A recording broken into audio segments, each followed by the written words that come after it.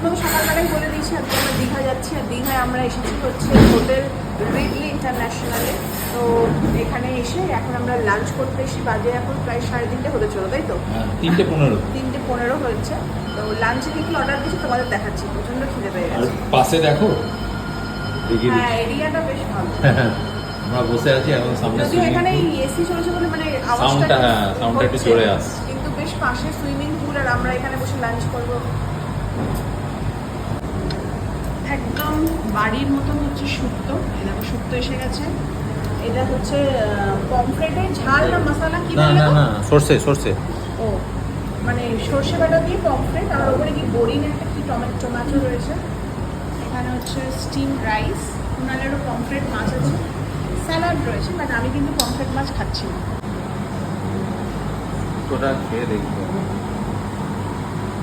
আমাদের বাড়ির শুক্তো তো দারুণ হয়, কিন্তু এই শুক্তোটাও ভালো লাগে, ভালো লাগে।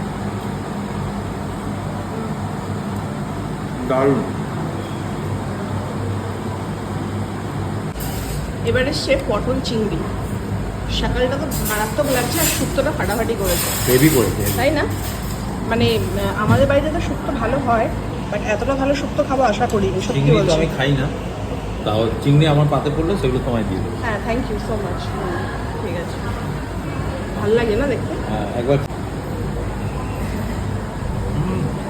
কি ভালো করলো, ভালো করেছে? আমি খাই তাহলে বুঝতে পারবো। খাবার দাবার এত ভালো না, খুব ভালো খাবার দাবার। শুক্তোটা তো মারাত্মক ভালো পেয়েছি। পটল চিংড়ি, ও মাই গড, পটল চিংড়ি দারুণ। নেক্সট লেভেলের বানিয়েছে, মানে একটু বাড়িয়ে বলছি, সত্যি বলছি, মানে একদম মুখে লেগে থাকার বলে দারুণ।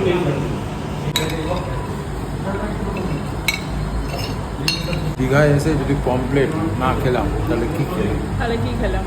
পমপ্লেট। হ্যাঁ ইয়েটা কেমন হয়েছে? কারিটাও ভালো হয়েছে, ভালো হয়েছে একদম।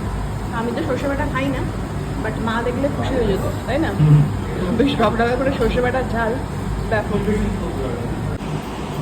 আমি তো পমফ্রেট মাছ খাইনি, কারণ আমি ফিশ লাভার নই। আমি নিয়ে নিয়েছি হচ্ছে চিকেন কারি বা চিকেন কষা, যেটাই বলো না কেন।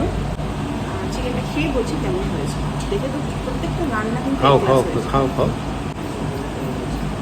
ঠিক আছে। ঝাল নেই, সবাই খেতে পারে, মানে বাচ্চারাও খেতে পারবে, সবাই খেতে খুব পারবে। সুন্দর রান্না হোটেলটা, সত্যি বলছি।